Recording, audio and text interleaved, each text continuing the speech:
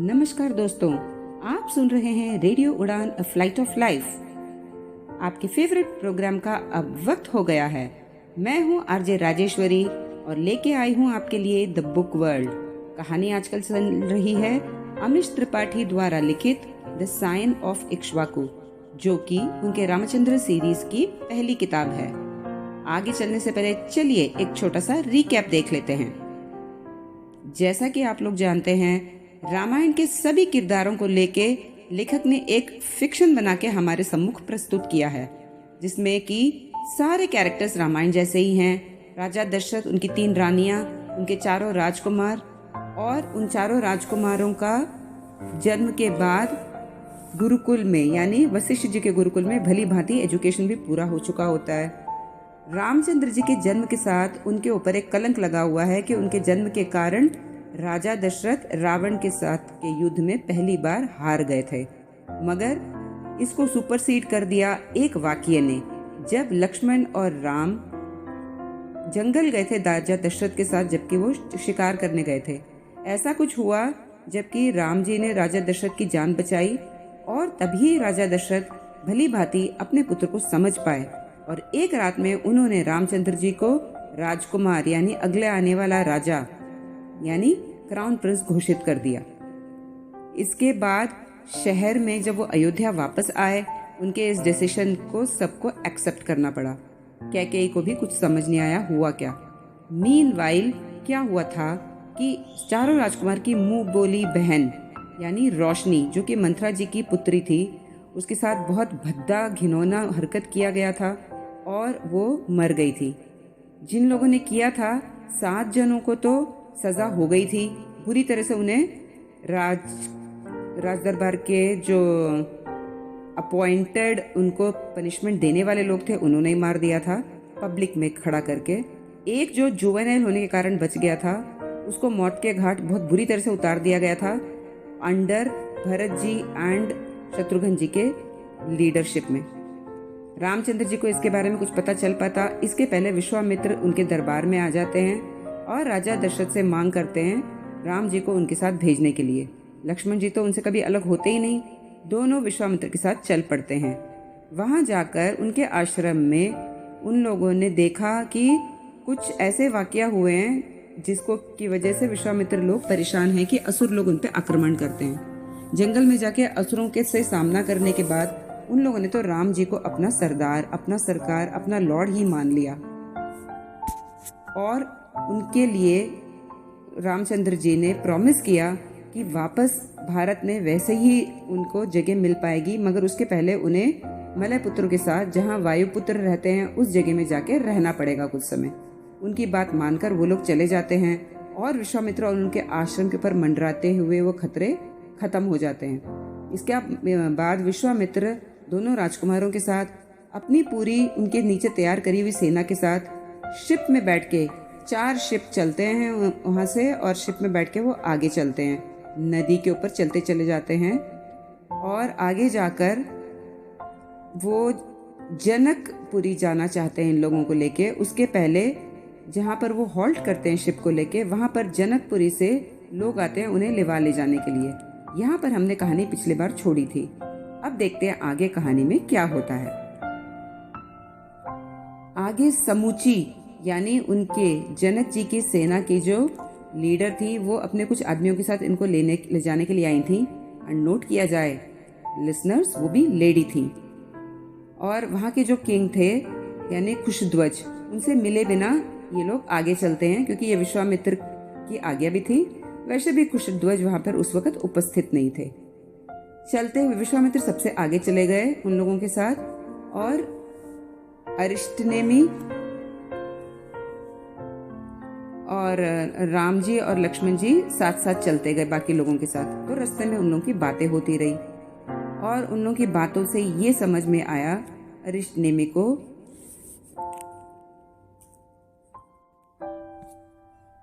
कि राम जी के विवाह के बारे में क्या व्यूज हैं। राम जी के ये व्यूज थे कि वो ऐसी लेडी से शादी करना चाहेंगे जिसको कि वो एडमायर करें और उनका मन करे कि वो उसे प्रणाम करें उनके नेचर, कैरेक्टर और उनके डीड्स के लिए। अरिशनेमी को ये सब सुन के बहुत अचरज लगा, मुस्कुराए वो। और जो दूसरी बात उन्हें ये पता चली, राम जी ने खुद कहा कि वो एक पत्नी व्रत का ही सदा पालन करेंगे। अरिशनेमी ने कहा, हमारे पुराने पूर्वज तो बहुत सारी पत्नियों से इसलिए विवाह करते थे क्योंकि उस वक्त दैत्यों के साथ युद्ध होता रहा, इसकी वजह से पॉपुलेशन तो बहुत कम हो गई थी और बहुत लोग सैनिक यानी मेल्स मर गए थे, इसलिए उन्हें इनकरेज किया जाता था कि शादियां ज्यादा करें ताकि कम्युनिटी पॉपुलेशन बढ़ सके। राम जी ने कहा, अब तो हम वो प्रॉब्लम नहीं फेस कर रहे हैं ना, और हमें अब वो क्यों करना चाहिए। दूसरी बात, ये सिर्फ मेल्स को ये प्रिविलेज क्यों मिलता है? अगर दे रहे हैं तो फिर फीमेल्स को भी देना चाहिए। यानी अगर बहुपत्नी प्रथा चली हुई है तो बहुपति प्रथा भी चलनी चाहिए, लेडीज को भी ये प्रिविलेज अवश्य मिलना चाहिए, नहीं तो किसी को भी नहीं चाहिए। एक ही पत्नी से विवाह करके और आजीवन you should be devoted only to that woman. ये राम जी के व्यूज थे। अरिशनेमी को बड़ा अचंभा लगा ये सब सुन के। खैर, अब ये लोग उनके साथ में आगे चलते चले गए। 7 दिन में विश्वामित्र जी के साथ उनका कारवां मिथिला नगरी के बॉर्डर्स तक पहुंचा। वहां पर देखा कि मिथिला नगर के बाहर उसको बॉर्डर करते हुए बड़ा सा लेक बना हुआ था, पूरे सर्कमफ्रेंस में, सर्कल में। लक्ष्मण और राम जी बात करने लगे, ये क्या, अगर किसी का अटैक हो तो सबसे पहले पानी को ही पॉइजनस किया जाता है, क्योंकि वो फ्रेश वाटर था और वहां से जायंट व्हील्स लगा के पानी ड्रॉ किया जा रहा था। तो अरिशनेमी ने कहा, हाँ, यहाँ के प्राइम मिनिस्टर ने वो रियलाइज कर लिया था, इसलिए नगर के अंदर यानी किले के दरवाजों के अंदर उन्होंने एक दूसरा लेक बनवा दिया है। अब वो लोग वहां जाके घोड़े से नीचे उतर के चल के जाना पड़ा, क्योंकि उस लेक के ऊपर से कच्चा ब्रिज, जैसे लक्ष्मण झूला होता है ना हरिद्वार में, वैसा झूलता हुआ ब्रिज था वहां पर, उसके ऊपर वो चल के जा रहे थे। तो वो भी थोड़ा प्रिकेरियस, डेंजरस सा था, तो उसको पक्की ब्रिज बनाने का सलाह अरिशनेमी ने दिया, आप ये सब करवा लेना, क्योंकि मिथिला नगरी ऐसी बनी हुई थी, बिल्कुल बाकी सिटीज से कटी सी हुई थी, क्योंकि it was very fertile and सब जगह इतनी पैदावार अच्छी हो रखी थी। इसकी वजह से उसके चारों बॉर्डर्स में बहुत सारे पेड़, जंगली पेड़ भी उग के वो एक आइलैंड की तरह हो गया था। प्लस रही से कसर ये लेक ने पूरी कर दी। तो अरिशनेमी जी कहते हैं कि आप इसकी पक्की ब्रिज बनवा दीजिएगा और अच्छी पक्की रोड्स बनवा दीजिएगा, ताकि ये बाकी सिटीज के साथ कनेक्टेड हो जाए। अभी ये डिस्कनेक्टेड सा था, कितने दिनों में पहुंचे थे ना ये यहाँ पे। तो राम जी ने मन में सोचा, ये कोई इतनी ज्यादा इकोनॉमिकली साउंड नगरी तो है नहीं, हम क्या है के लिए इसको ऐसे पैसे लगा कैसे बनाएंगे। एक्चुअली अरिशनेमी को ऑलरेडी पता था कि किस लिए विश्वामित्र इनको यहाँ पे लेके जा रहे हैं। इन लोगों को तो पता नहीं था, क्योंकि उनके मन में ये भी चल रहा था कि जैसी लड़की ये चाहते हैं वैसी मैं जानता हूँ वो कौन है। वो मन में सोचते हुए जा रहे हैं अरिशनेमी सीता जी के लिए। जब उस वॉल तक पहुंचे, बड़े से दरवाजे तक कि अंदर अब उनको एंटर करना था सिटी के अंदर, तो उसके ऊपर स्लोगन्स ऐसे बने हुए थे, कोई मिलिट्री सिंबल्स, मिलिट्री स्लोगन्स कुछ नहीं थे। स्लोगन संस्कृत में ऐसे लिखे हुए थे जिसका मतलब ये था कि वो नॉलेज को रिस्पेक्ट करते थे। और जो तस्वीर वहां बनी गड़ी हुई भी थी वो भी सरस्वती जी की थी। उस वॉल की गेट से जब वो अंदर जाने लगे तो पता चला कि अंदर एक और बहुत सा बड़ा वॉल आगे आएगा। उसके बीच में जो पूरा इतना बड़ा लैंड खाली था वो पूरा कल्टीवेशन वाला एरिया था।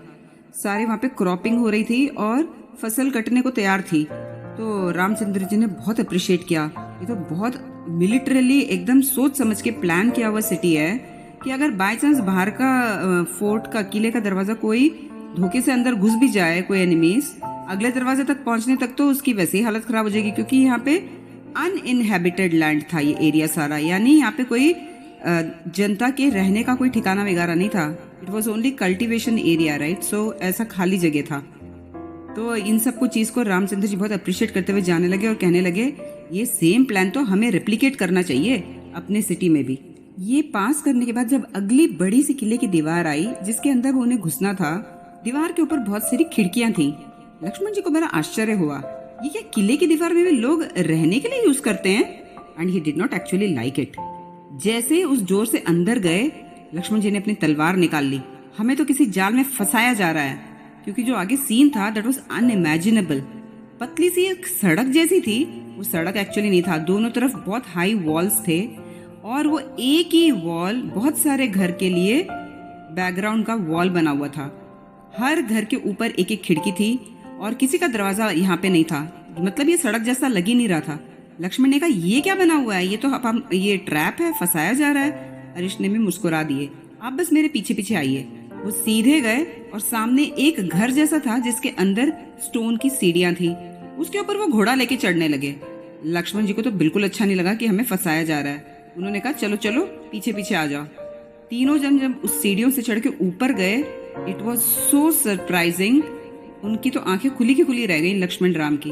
यानी ऊपर जाने के बाद पूरा प्लेन सरफेस था, यानी जो सीलिंग थी सब घरों की एक ही सीलिंग थी, और वो यानी ग्राउंड के ऊपर एक और ground. It was actually the ground there, जहां पर कि अब सब गलियां थी और पूरा सिटी था। पेंटेड गलियां अलग अलग करी हुई थी ताकि उनकी डिमार्केशन हो।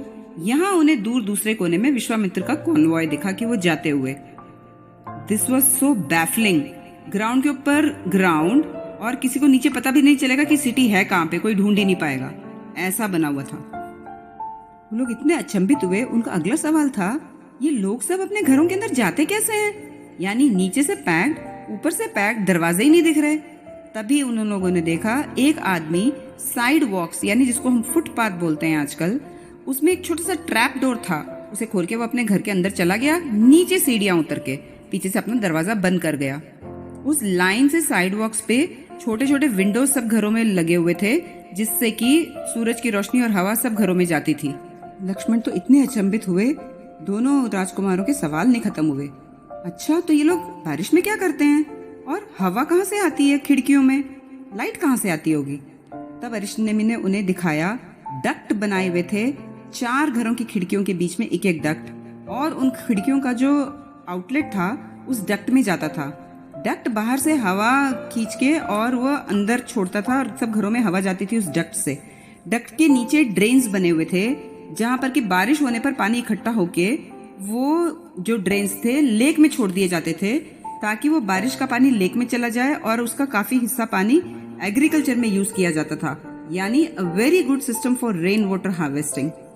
लक्ष्मण जी को तो बेविल्डर्ड ही was. What a great idea. यानी जो ड्रेन्स, नालियां, अंडरग्राउंड ड्रेनेज सिस्टम, कितना बढ़िया सिस्टम है। ऐसे तो बीमारियां ही नहीं होंगी कभी। राम का ध्यान कहीं और गया। वो पूछने लगे, क्या इसको 20 क्वार्टर्स बोलते हैं? तो अरिष्टनेमी ने कहा, हाँ। क्यों? ये मधुमक्खी के छत्ते जैसा बना हुआ है। हाँ, इस वजह से। तो हम कहाँ रहने वाले हैं? आप लोगों को भी यहीं रहना है, हम सबको इधर ही रहना है। लक्ष्मण जी ने बोला, व्हाट? ऐसी जगह पे? हम अयोध्या के राजकुमार हैं, पूरे सप्त सिंधु का किंगडम है अयोध्या, पता है ना आपको? अरिष्टनेमी ने कहा, विश्वामित्र पहले से ही चाहते थे कि आप लोग अपनी पहचान न जाहिर करें, इसीलिए आप लोगों को सिंपल क्लोथ्स दिए गए थे। और वैसे भी हम यहाँ सिर्फ 1 हफ्ते रहने वाले हैं। अरिष्टनेमी ने कहा, सो प्लीज। राम जी ने कहा, कोई बात नहीं लक्ष्मण, हम इससे भी छोटी और नॉर्मल जगहों में हम रहे हुए हैं, इट्स ओके। 1 हफ्ते के लिए हमें मैनेज करना है, हमें अपने पिताजी के वर्ड्स को ऑनर करना है। लक्ष्मण जी ने पूछा, और अगर यहाँ के प्राइम मिनिस्टर को पता चलेगा कि अगर यहाँ हम आए हैं तो? अरिष्टनेमी ने कहा, उन्हें अभी तक तो नहीं पता है, आगे का पता नहीं। राम जी और लक्ष्मण जी को दीवार के सबसे लास्ट में स्थित रूम दिया गया था, इसलिए उनके विंडो से बाहर का बहुत ब्यूटीफुल गार्डन दिखाई दे रहा था। अभी तक वो कहीं पे सिटी में घूमने तो गए नहीं थे। तब विश्वामित्र ने आके उनके हालचाल पूछे कि कैसे हैं। राम जी ने कहा, अब आप डायरेक्टली बताइए कि आप हमें यहाँ पे लेके क्यों आए हैं? तो विश्वामित्र ने कहा, मैं सीधा बता देता हूँ। जनक जी ने एक्चुअली अपनी बड़ी बेटी सीता के लिए स्वयंवर का ऑर्गेनाइज किया है। दोनों बिल्कुल बैफल्ड। लक्ष्मण को तो समझ में नहीं आया कि ये क्यों ले आए यहाँ पे, because Janakpuri was not considered so fit for Ayodhya. Ayodhya was suppose to be much superior than Janakpuri, financially भी and otherwise also. So Ram ji ने कहा कि आप मेरे से या मेरे पिताजी से पूछे बिना ये डिसीजन आपने कैसे लिया? तो विश्वामित्र ने कहा, तुम्हारे पिताजी ने मुझे तुम्हारा गुरु बनाया है, और क्या इस लॉ को तुम ब्रेक करोगे कि एक माता, पिता और गुरु किसी बच्चे का विवाह संबंधी कोई भी फैसला ले सकते हैं? रामचंद्र जी बहुत गुस्से में तो थे, कुछ बोल नहीं पाए। उसके बाद विश्वामित्र ने 2 स्मृतियां, यानी जो लॉस की किताबें होती हैं, वो भी गिना दी कि उसमें ये कानून है, तो क्या तुम इसके खिलाफ जाओगे? रामचंद्र जी के पास कोई जवाब नहीं था। वो चले गए वहां से एक्सक्यूज मी कह के, सीढ़ियां चढ़ के और अपने पीछे दरवाजा बंद करके बाहर निकल लिए। लक्ष्मण जी भी चले गए। अरिष्टनेमी सब सुनते रहे और शांत चुप रहे। लिसनर्स, अब आपको समझ आया ये लॉस का झुंझुनिया पकड़ा के वो रामचंद्र जी से क्या करवाने ले आए हैं? अपने बी क्वार्टर से बाहर निकल के राम जी सीधे गार्डन में गए, पीछे पीछे लक्ष्मण जी, और वो बहुत गंभीर धीर मुद्रा में वहां पे जाके एक बेंच पे बैठ गए। लक्ष्मण जी बहुत भली भांति अपने दादा को पहचानते थे। बाहर से जब वो इतने धीर गंभीर दिखाई देते थे, अंदर से उनके बहुत इमोशंस उथल पुथल मचे हुए होते थे। लक्ष्मण जी ने उनको बहुत बतलाने की कोशिश करी। उन्होंने कहा हम यहाँ से चले जाते हैं। राम जी का कोई जवाब नहीं आया। फाइनली जब लक्ष्मण ने कहा दादा आप जो भी फैसला लेंगे मैं आपके साथ रहूंगा, तब राम जी ने मुड़ के देखा और कहा चलो हम मिथिला नगरी अंदर से देख के आते हैं, मेरा दिमाग थोड़ा मुझे शांत करना है। दोनों अंदर घूमने चले गए नगरी के अंदर, और वो बहुत ही वेल प्लान्ड सिटी ऐसा डिस्क्राइब करते हैं हमें ऑथर कि किस तरीके से शॉप्स हों चाहे घर हों कितनी वेल प्लान्ड थी। हाँ, अयोध्या का जो राजसी ग्लोरी था उसके सामने तो कुछ कम था, but it was a very well planned city. और राम जी को देख के बहुत अच्छा भी लग रहा था, थोड़ा अचरज हो रहा था। थोड़ी दूर चलने के बाद उन्हें दूर कहीं थोड़ा कंफ्यूजन सुनाई दिया, तो दोनों वहां पहुंच गए कि क्या हो रहा है वहां पे।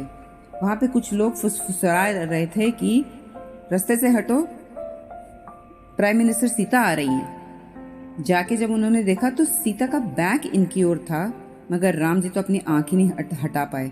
उतना भी देखकर उन्हें ये लगा कि ये तो कुदरत का कोई करिश्मा है।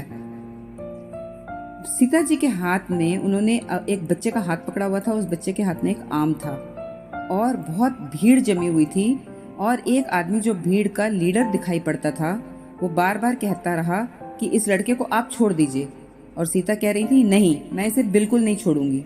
राम जी तो आश्चर्यचकित हो गए, क्या ये है यहाँ की प्राइम मिनिस्टर?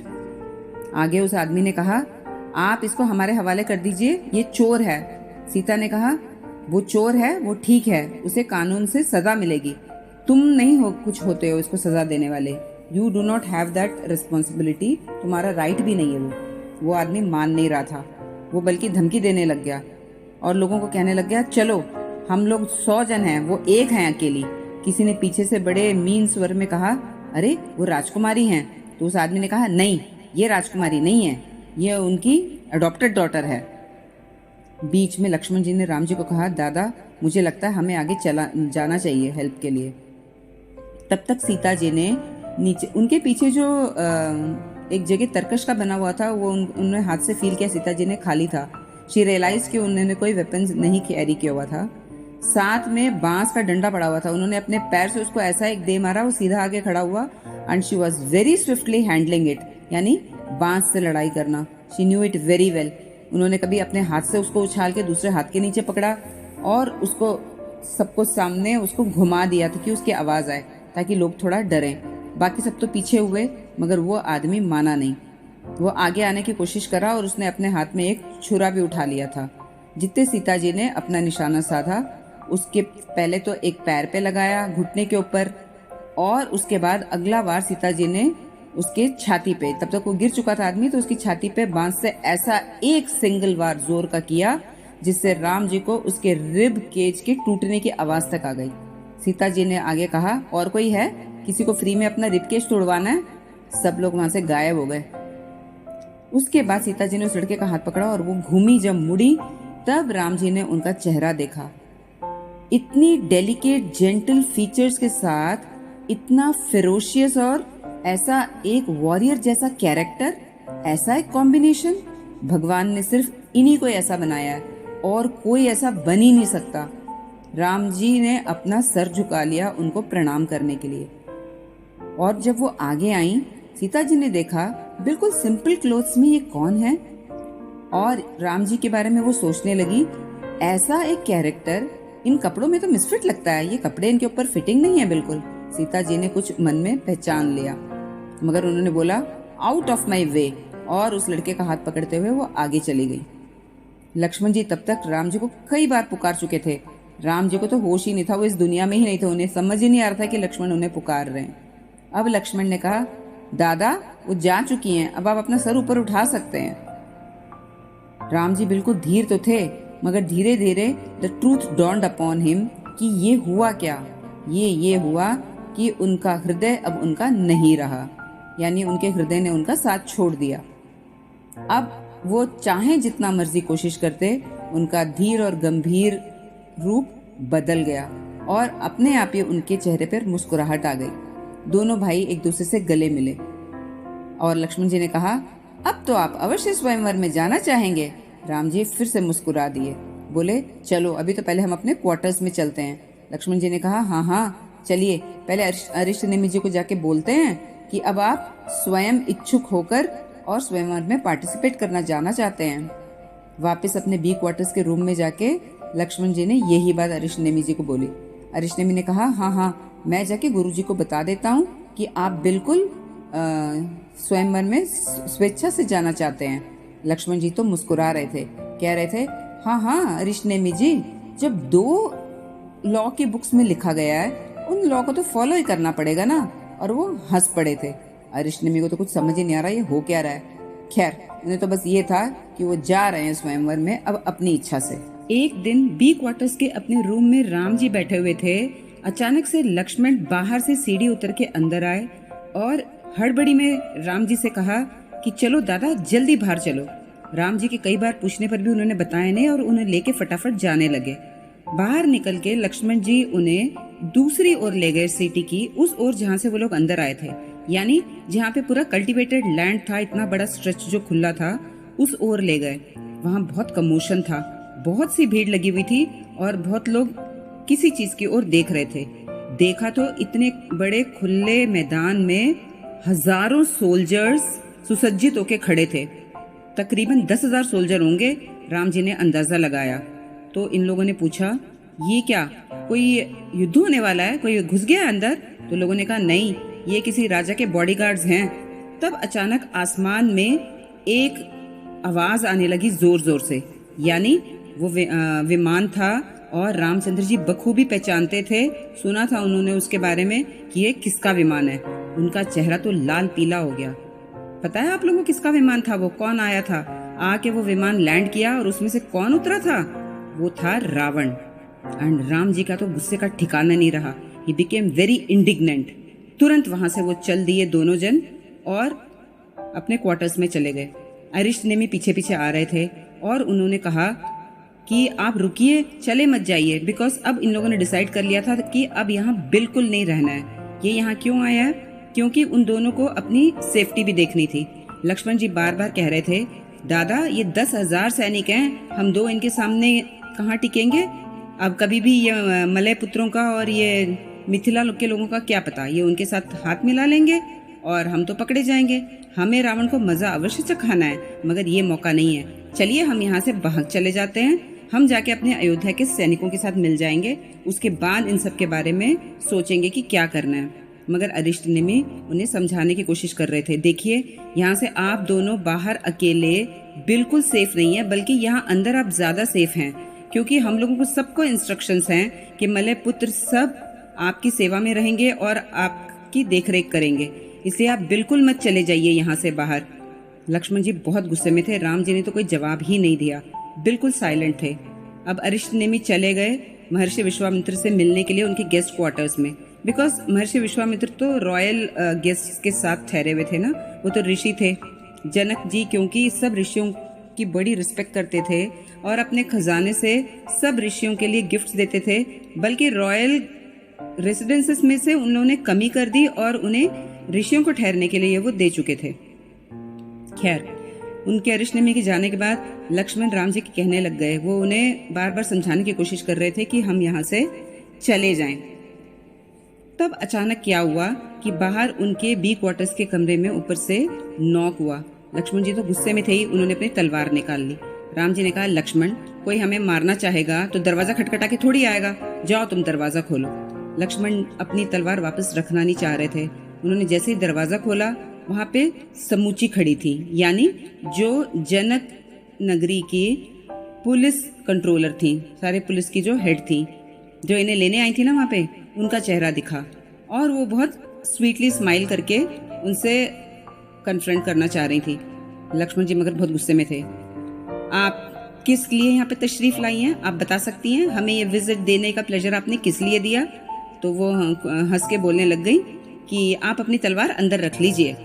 लक्ष्मण ने कहा, वो मैं डिसाइड करूंगा, आप बताइए आप किस लिए आई हैं? तो कह रही हैं कि प्रिंसेस सीता आपके भाई से मिलना चाहती हैं। बस लक्ष्मण जी तो बिल्कुल मुंह खुला का खुला रह गया। तुरंत उन्होंने तलवार अंदर डाली। राम जी ने कहा दरवाजा पूरा खोलो, उन्हें अंदर आने दो। समूची अंदर आई। नीचे उनके पीछे पीछे सीता जी आई। सीता जी ने पीछे आवाज लगा के बोला, उर्मिला तुम यहीं ठहरो। जैसे ही सीता जी नीचे उतरी, लक्ष्मण जी को उर्मिला का चेहरा दिख गया। आपको क्या बताएं, ऑथर ने जो डिस्क्रिप्शन दिया उर्मिला के बारे में, इतनी गोरी दूध जैसी और चेहरा बिल्कुल बच्चे जैसा, सीता जैसी वॉरियर जैसे लुक्स बिल्कुल नहीं थे उनके चेहरे पर। She was very beautiful. बहुत डिस्क्रिप्शन ऐसे ऑथर ने दिया, देखकर लक्ष्मण जी तो उनके ऊपर से अपनी आंख ही नहीं उठा पाए। और जब ये लोग नीचे उतरे तो राम जी ने कहा, लक्ष्मण दरवाजा बंद करो। लक्ष्मण जी को इंस्ट्रक्शंस फॉलो करने पड़े, इसलिए उन्होंने दरवाजा बंद कर दिया। अंदर आने के बाद सीता जी ने राम जी को राजकुमार राम करके संबोधित किया, यानी वो समझ गए और वो सोचने लगे ये विश्वामित्र जी चाहते क्या हैं। इन्होंने हमारी आइडेंटिटी भी इन्हें बता दी, ये पीछे क्यों पड़े हुए हैं कि मैं इनसे शादी करूं। मन में सोचने लगे। सीता जी ने तब तक समूची से कहा कि मैं राजकुमार से अकेले में बात करना चाहती हूँ, इसलिए समूची और लक्ष्मण जी दोनों ही बाहर जाके खड़े हो गए। सीता जी और राम जी की वार्तालाप में पहले सीता जी ही सवाल करने लग गईं। वो कहने लग गईं, मैंने सुना था कि आपको जबरदस्ती यहाँ लाया गया है। राम जी ने कोई जवाब नहीं दिया। तो आप फिर वापस क्यों नहीं गए। तो उन्होंने कहा, क्योंकि यही न्याय है, यही कानून है। तो क्या आप कानून के कारण ही अभी तक भी यहाँ पे ठहरे हुए हैं और स्वयंवर में पार्टिसिपेट करने वाले हैं। राम जी ने कोई जवाब नहीं दिया, क्योंकि उनको पता था कि अगर वो ये बोलते तो झूठ था, क्योंकि वो रुके किस लिए थे ये तो सभी जानते हैं ना। फिर सीता जी ने थोड़ी देर में उन्हें पहचान लिया। आप ही थे ना उस दिन मार्केट में। उन्होंने कहा, हाँ। तो आपने मुझे बचाने के लिए कोई कोशिश नहीं करी, आप आगे नहीं आए। राम जी ने कहा, आपने सिचुएशन बिल्कुल संभाल रखा हुआ था, इसलिए हम नहीं आए आगे। उसके बाद उन्होंने शादी के बारे में राम जी से पूछा कि कैसे पार्टनर्स होने चाहिए। राम जी ने जो अपनी ओपिनियन थी वो बता दी कि पार्टनर ऐसा होना चाहिए कि जो आपको समझ पाए और आप जिसको समझ पाए, ऐसे पार्टनर से ही शादी करनी चाहिए, वरना शादी करना कोई जरूरी नहीं है। विवाह बिना करे रह सकते हैं, मगर गलत अलायंस के साथ कभी शादी नहीं करनी चाहिए। सीता जी ने तो रेज्ड हर आईब्रोज। मतलब पॉलीगमी। यहाँ पे तो सब लोग पॉलीगमी करते हैं, यानी एक राजा की कई रानियां होती हैं। राम जी ने कहा, कई रानियों से शादी करने का मतलब होता है अपनी पत्नी का अपमान करना। ये तो मैं कभी नहीं करूंगा। सीता जी मन मन बहुत प्रसन्न हो रही थी और उनकी आंखों में भी वो छलक रहा था। उसके बाद राम जी की बारी थी। उन्होंने पूछा, ये रावण यहाँ क्या कर रहा है। सीता जी ने कहा, मुझे कुछ नहीं पता। स्वयंवर तो मेरी पर्सनल चीज होनी चाहिए ना। राम जी ने कहा, क्या मतलब, क्या वो आपके स्वयंवर में पार्टिसिपेट करने आया है। तो सीता जी ने कहा, हाँ मैंने ऐसा ही सुना है। उसके बाद राम जी ने कहा कि आप क्या चाहती हैं। वो उन्होंने वही बोला कि स्वयंवर तो मेरा पर्सनल अफेयर होना चाहिए। फिर सीता जी ने पूछा, क्या आप धनुष बाण अच्छा चलाते हैं। राम जी ने मुस्कुरा दिया, अच्छा इतना अच्छा चलाते हैं। बस इतना ही उन्होंने पूछा था। उसके बाद वो खड़ी हो गई और जाने लगी। तब उन्हें अचानक जैसा कि याद आया, वो उन्होंने अपने कमर से निकाल के एक छोटी सी चीज दी। वो एक धागा था लाल रंग का। वो कहने लग गई कि मैं ये आपके लिए लेके आई हूँ, अगर आपकी इच्छा हो तो आप इसे बांध लीजिएगा, क्योंकि ये गुड लक का संबोधन है। It will fetch you good luck. असल में जब सीता जी बात करती थी ना, बीच बीच में राम जी लॉस्ट हो जाते थे।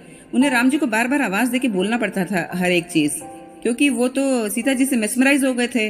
अचानक से ही used to lose what Sita ji said and he used to ask, oh आपने क्या बोला। उन्हें 2 बार पूछना पड़ता था। तो ये थ्रेड के मामले में भी ऐसे ही हुआ। तो सीता जी को लगा क्या ये थोड़े एप्रीहेंसिव है पहनने के लिए, इसलिए मन में सोच के उन्होंने कहा, ठीक है मैं यहाँ टेबल पे रख जाती हूँ, अगर आपको ठीक लगेगा तो आप इसे पहन लीजिएगा। वो सीढ़ी पे चढ़ गई जाने के लिए। उन्होंने एक बार मुड़ के राम जी को देखा। तब तक राम जी ने वो धागा अपने हाथ में उठा लिया था। उसे इस रूप में देख रहे थे जैसे कि मानो कि न जाने कोई डिवाइन चीज उन्हें मिल गई है, और उसको पूरा रिस्पेक्ट देकर वो उन्होंने अपने हाथ में उठाया। It was something very respectable for him.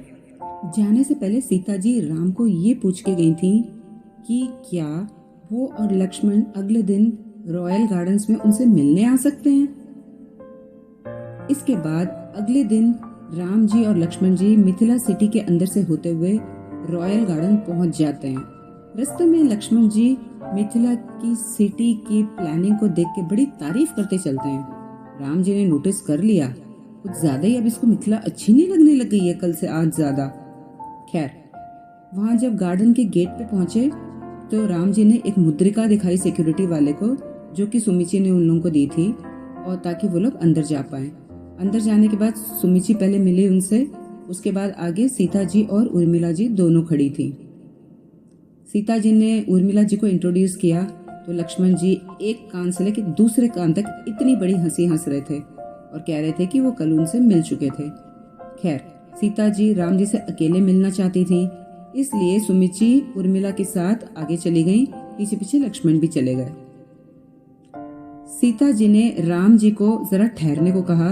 उन्होंने उसके पहले नोटिस कर लिया था कि राम जी ने अपने राइट हाथ में कलाई पे वो लाल धागा बांधा हुआ था जो सीता जी ने दिया था।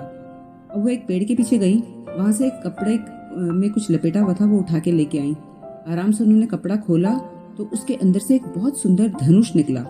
उस धनुष को रखने के लिए उन्होंने पहले एक लकड़ी का प्लैंक लगाया, उसके ऊपर उसको रखा, और उन्होंने ये भी कहा कि ये धनुष ऐसा है जिसको कि जमीन पे रखना वर्जित है, यानी इसको जमीन पे नहीं रखना चाहिए। उस धनुष के अंदर की कार्विंग को देख के, और उसके अंदर आग का डिजाइन बना हुआ था, यानी जो कार्विंग करी हुई थी उसमें ज्वाला ज्योति का डिजाइन बना हुआ था। राम जी ने देखते ही उसको सोचा, इसको तो मैंने कहीं देखा है, I recognise it, I recognise it. जैसे ही वो उनसे पूछने लगे ये कहाँ से आया, धनुष किसका है, तो सीता जी ने कहा, हाँ आपने ठीक पहचाना, ये पिनाका है। पिनाका? महादेव के अर्ली अवतार रुद्र जी का धनुष? सीता जी ने कहा, हाँ वही रुद्र जिनकी उपासना आप भी करते हैं और मैं भी करती हूँ, उन्हीं का धनुष। और ये बहुत सेफ कस्टडी में मेरे पास रखा गया है। जब मैं मर जाऊंगी मेरे बाद कोई और इसका कस्टोडियन होगा जो इसका ध्यान रखेगा। सीता जी ने उसको बहुत भली भांति उसको हैंडल किया। जिस तरीके से वो उसकी प्रत्यंचा को चढ़ाने की कोशिश कर रही थी, उसके धागे को ठीक करने की कोशिश कर रही थी, राम जी को साफ समझ आ रहा था कि उसमें बहुत एनर्जी कंज्यूम हो रही है। सीता जी ने कहा, क्या आप ये धनुष एक बार ट्राई करना चाहेंगे, क्योंकि कल स्वयंवर में यही धनुष रखा जाने वाला है, इसका उपयोग करके आपको कुछ कल करना पड़ेगा। राम जी तो चौंक गए, ऐसा एक धनुष तुम्हारे पास? इसके ऊपर तो हाथ लगाने के लिए भी बहुत पुण्य करे हुए होने चाहिए, मगर हाँ मैं इसको अभी यूज नहीं करूंगा। सीता जी ने कहा, क्यों? क्या आप मेरा हाथ पाना नहीं चाहते हैं स्वयंवर में? क्या आप मुझे नहीं प्राप्त करना चाहते हैं? राम जी ने कहा, हाँ वो तो मैं चाहता हूँ, मगर मैं सही तरीके से करूंगा। आज मैं उसको पहले हैंडल करके ये काम नहीं करूंगा, because it is not allowed for someone to favour one of the participants, isn't it? तो राम जी ने इसके लिए हाँ नहीं भरा। सीता जी कुछ बोली तो नहीं, मुस्कुरा रही थी मन ही मन में। राम जी ने पूछा, क्यों? क्या तुम मेरी बात से सहमत नहीं हो? सीता जी ने कहा, नहीं बिल्कुल सहमत हूँ, आप बिल्कुल स्पेशल हैं, आप बिल्कुल अलग इंसान हैं। स्वयंवर रॉयल कोर्ट में ऑर्गेनाइज होने के बजाय हॉल ऑफ धर्मा वहां ऑर्गेनाइज किया गया था, क्योंकि रॉयल कोर्ट मिथिला का सबसे बड़ा हॉल नहीं था, और जो उनको हॉल ऑफ धर्मा था वो जनक जी ने मिथिला यूनिवर्सिटी को डोनेट कर दिया था, और वहाँ पे रेगुलरली स्पिरिचुअल डिस्कशंस, डिबेट्स होते रहते थे। किंग जनक फिलोसोफर किंग थे, इसलिए उन्होंने अपनी सारी जिंदगी अपनी और कोशिश करके अपनी जनता की स्पिरिचुअल नॉलेज को बढ़ाने के लिए ही सारी उद्यत उन्होंने करी। आज भी यहाँ पे हॉल ऑफ धर्मा में बहुत बड़ा ऐसा ही एक प्रोग्राम होने वाला है, मगर वो डिबेट नहीं है, वो तो स्वयंवर होने वाला है। अगले दिन जब अरिष्टनेमी जी के साथ राम जी और लक्ष्मण जी धर्मा हॉल में पहुंचे, तब तक काफी लोग वहां पे आ चुके थे और पूरा ठसाठस भरा हुआ था। गार्ड ने अरिष्टनेमी को पहचान लिया कि वो विश्वामित्र के आर्मी में थे, और उन्हें उनके साथ यानी ऋषियों के साथ बैठने की जगह दिखाई। तब अरिष्टनेमी ने कहा, मेरे साथ 2 कंटेस्टेंट्स भी हैं।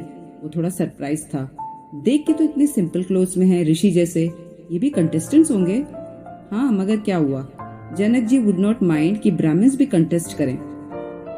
राम जी जाके अपनी अलॉटेड सीट पे बैठते उसके पहले उन्होंने देखा हॉल में पुराने ऋषियों के स्टैचूज लगे हुए थे, और उन ऋषियों को देख के राम जी को याद आया कौन कौन से ऋषि के बर्थ वगैरह कैसी थी।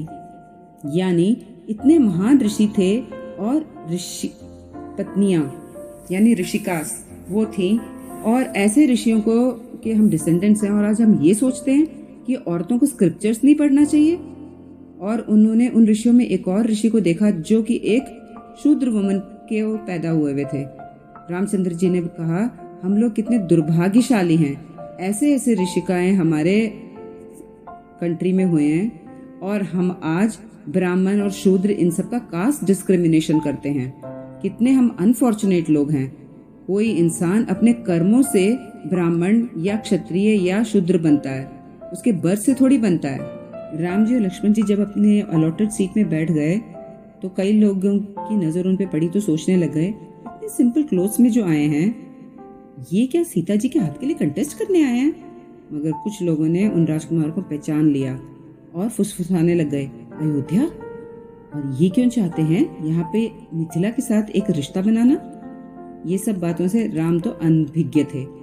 उनकी नजर केवल हॉल के सेंटर में थी, जहाँ पे एक टेबल के ऊपर वो सेरेमोनियस धनुष रखा हुआ था। उसके पास एक बेसिन में पानी भरा हुआ था, जिसमें कि एक एक बूंद पानी एक ट्यूब से अंदर आता था और उसमें लहर उत्पन्न करता था, और दूसरी तरफ एक और ट्यूब से एक्सेस पानी बाहर धीरे धीरे जाता रहता था। उसके सीधे ऊपर डोम के ऊपर से अबाउट 100 मीटर्स ग्राउंड के ऊपर लेवल पे एक कॉन्स्टेंटली चलने वाले पहिए के ऊपर एक फिश टांगी गई थी। नीचे के पानी के रिफ्लेक्शन में, जो कि अस्थिर पानी था, उस मछली को देख के उसकी आंख में किसी को धनुष मारना था। उसके पहले उस धनुष के ऊपर प्रत्यंचा चढ़ाने का काम था, जो कि आसान नहीं था किसी के लिए। This was the task allotted for the स्वयंवर for everyone. इसके बाद हॉल में जनक जी का आगमन अनाउंस किया गया तो सब लोग रिस्पेक्टफुली खड़े हो गए।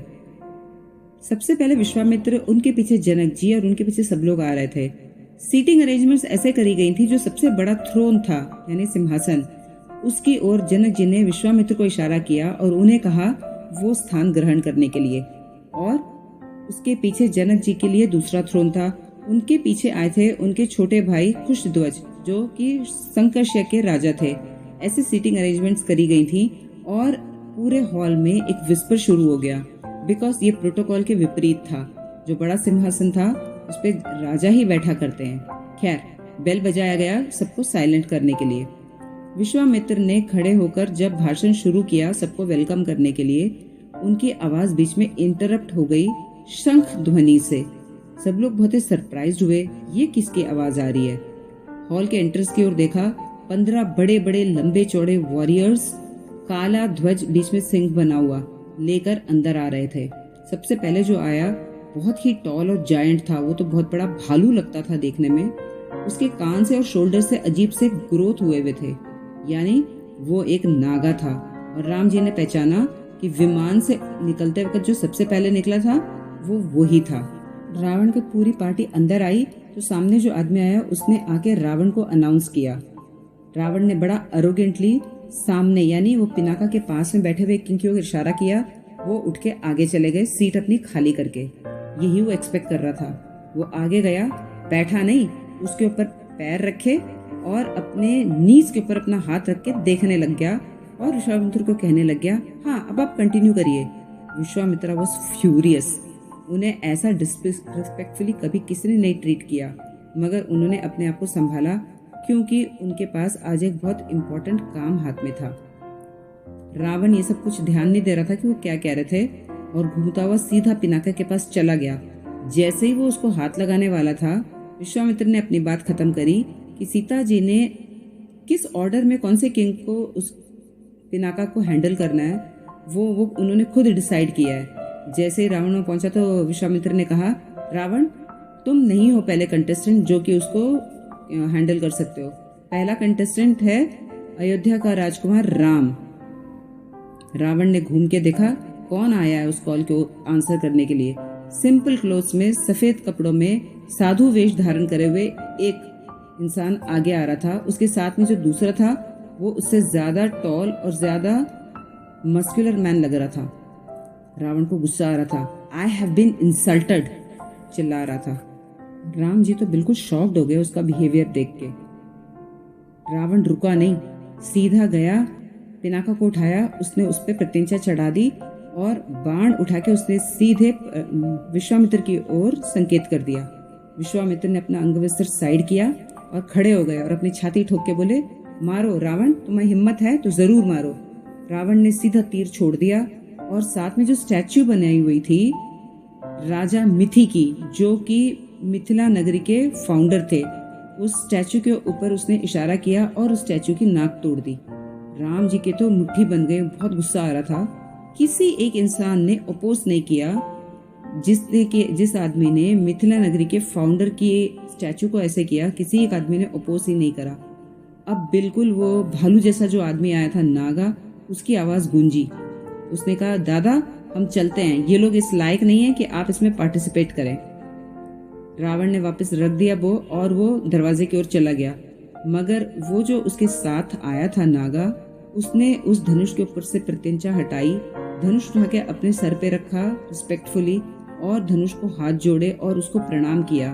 वो ये जाहिर कर रहा था कि ये अभी जो हुआ वो गलत था। He was trying to apologize for whatever happened that time। जब तक रावण का कॉन्वॉय यानी जितने लोग आए सबके सब बाहर नहीं निकल गए, सब दरबारी जितने भी लोग बैठे हुए थे, गेस्ट, सबकी नजरें उधर ही थी। और वो जब बाहर निकल गए सब, तब सब लोगों ने वापस यहाँ के हैपनिंग्स को ध्यान दिया। विश्वामित्र ने ऑर्डर किया राम जी को कि अब तुम कंपटीशन शुरू करो।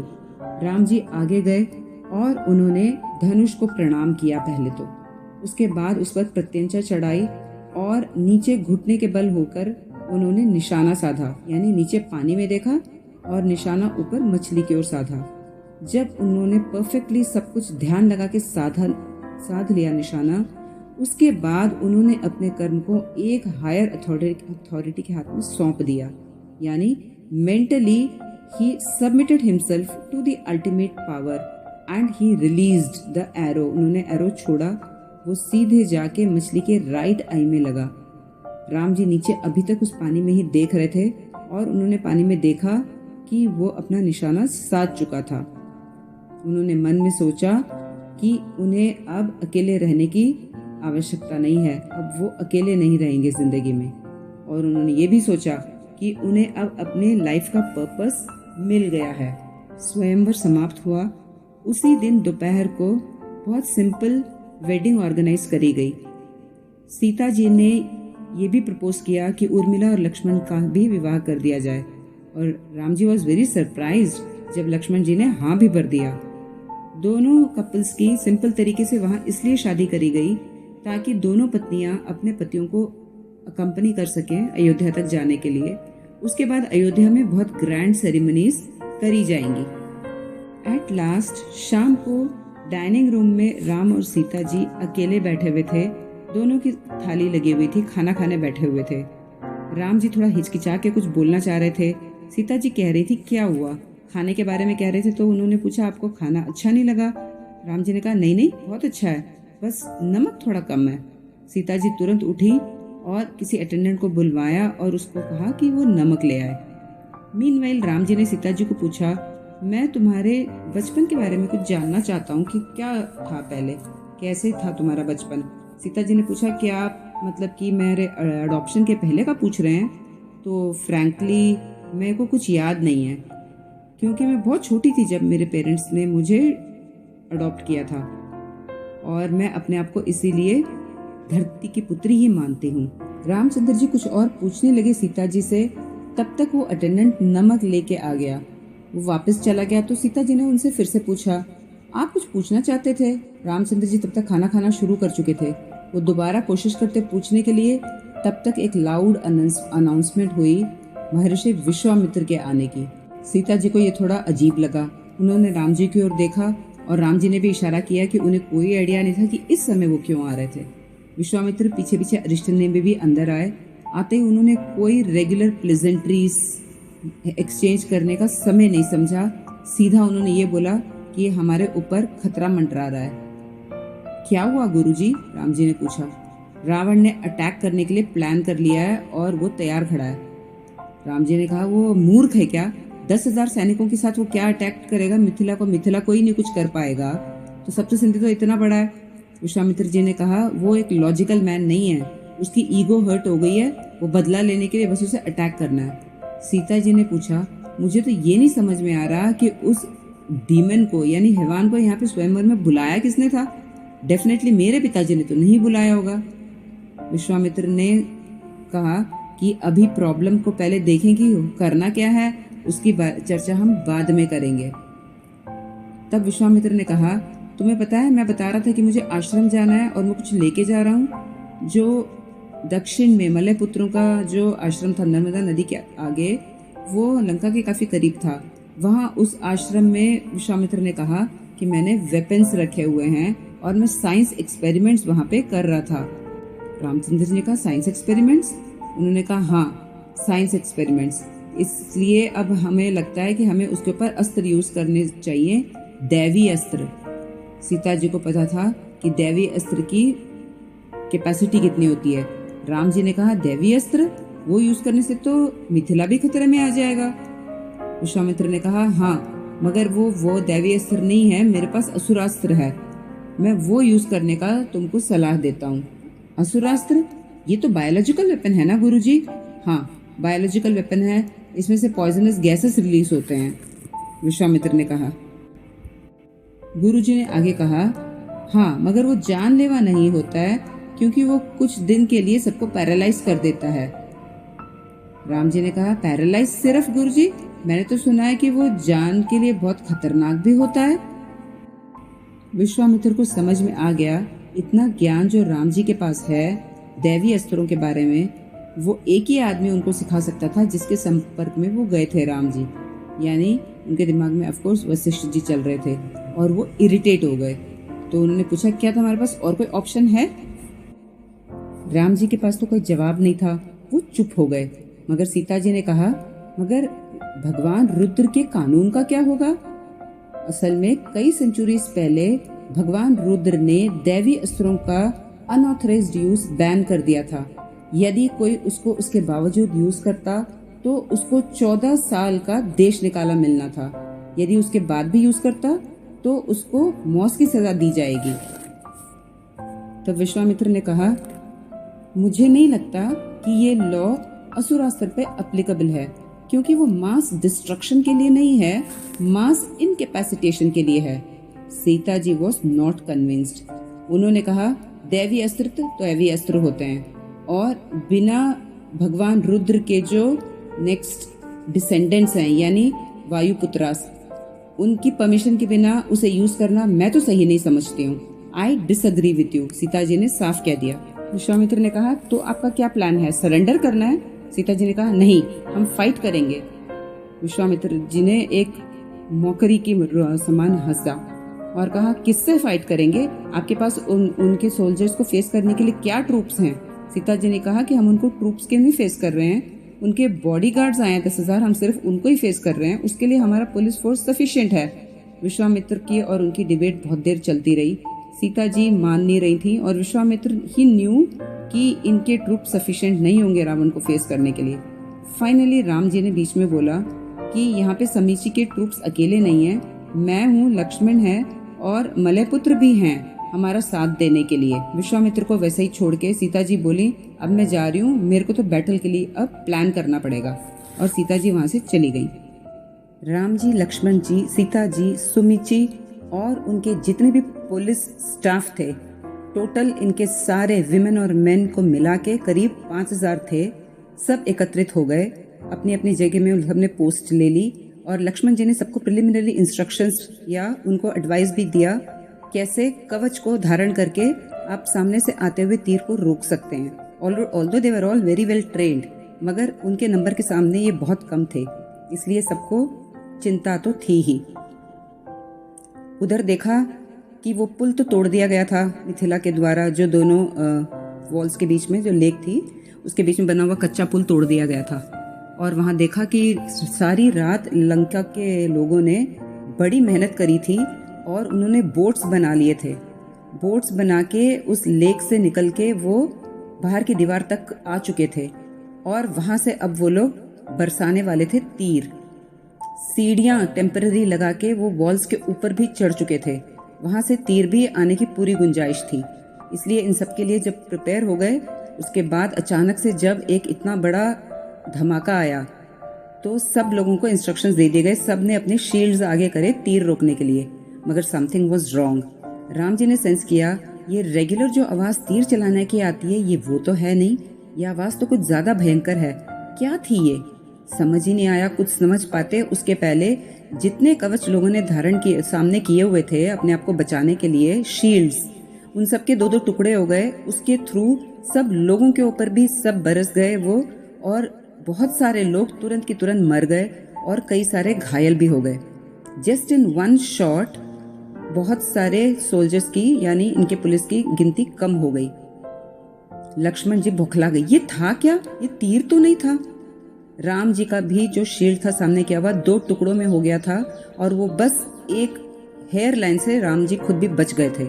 नीचे पड़े हुए औजार को देखा, वो तीर नहीं था, वो भाले थे। इन लोगों को समझ नहीं आया इतनी दूर से इतने प्रिसिशन के साथ कोई भाला कैसे फेंक सकता है।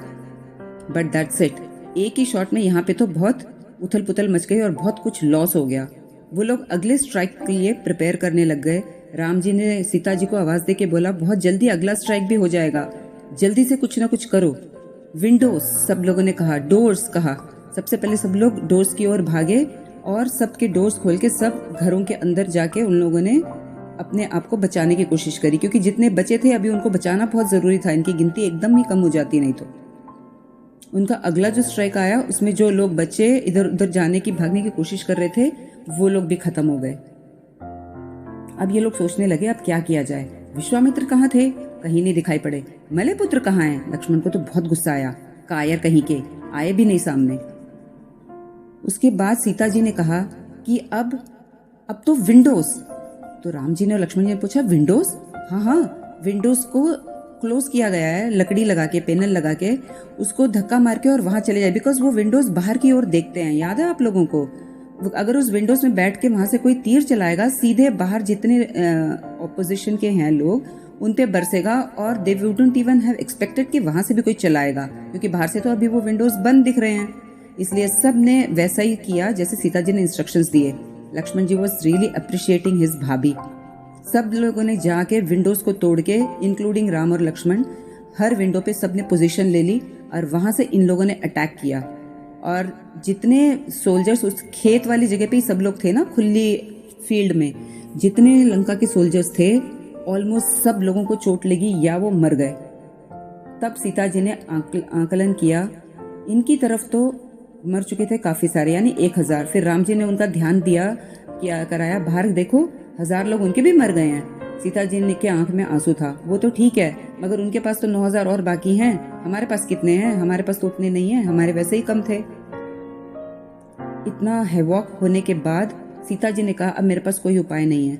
वो चली गई सिटी के अंदर कि मैं सब रेसिडेंट्स को जाके रिक्वेस्ट करूंगी, सब अपने किचन नाइफ को भी लेके आ जाएंगे तो भी हम उन लोगों को फेस कर सकते हैं, हमारे पास जनता की कमी नहीं है, सोल्जर्स नहीं है तो क्या हुआ। वो चली गई सिटी के अंदर।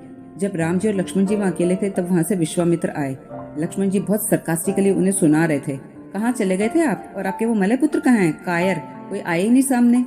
तो विश्वामित्र ने कहा यहाँ पे सब बच्चे हैं, बड़ों को तो कुछ अक्लमंदी का काम करना चाहिए था ना।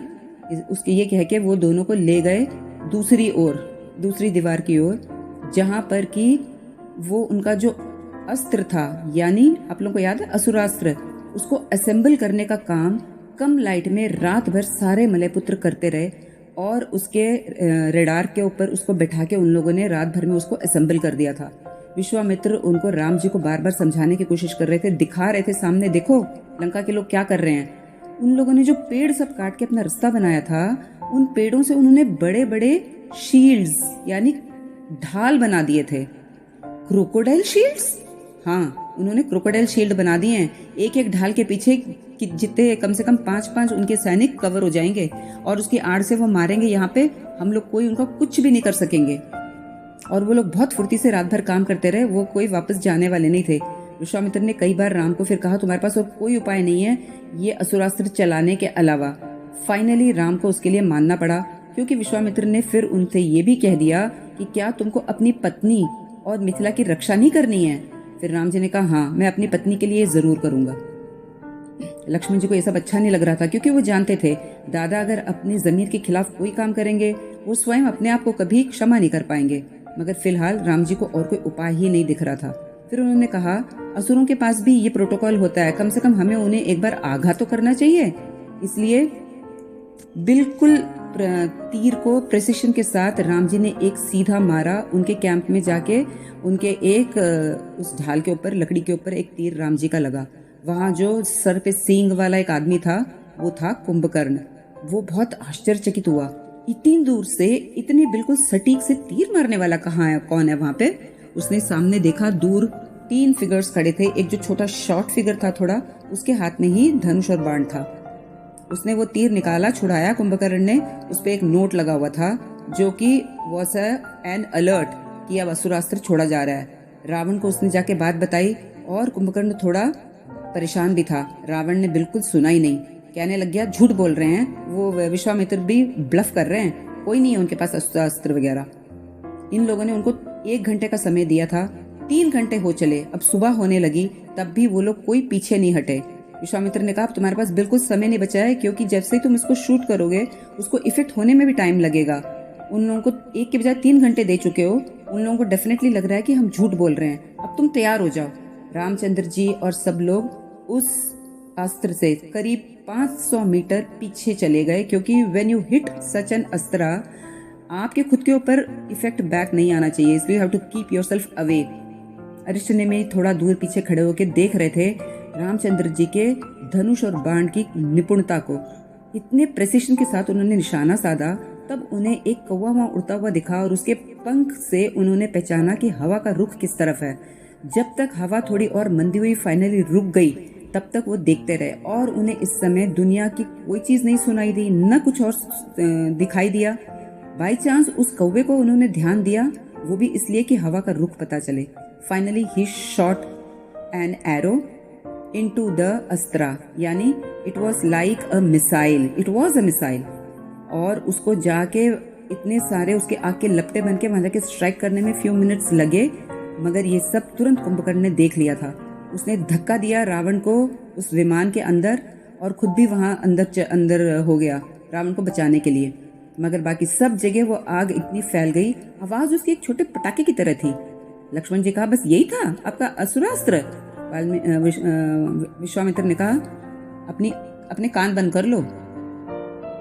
नेक्स्ट फ्यू मिनट्स में ऐसा एक धमाका हुआ, जितने लंकन्स थे उनके सबके तो कान के पर्दे फट गए।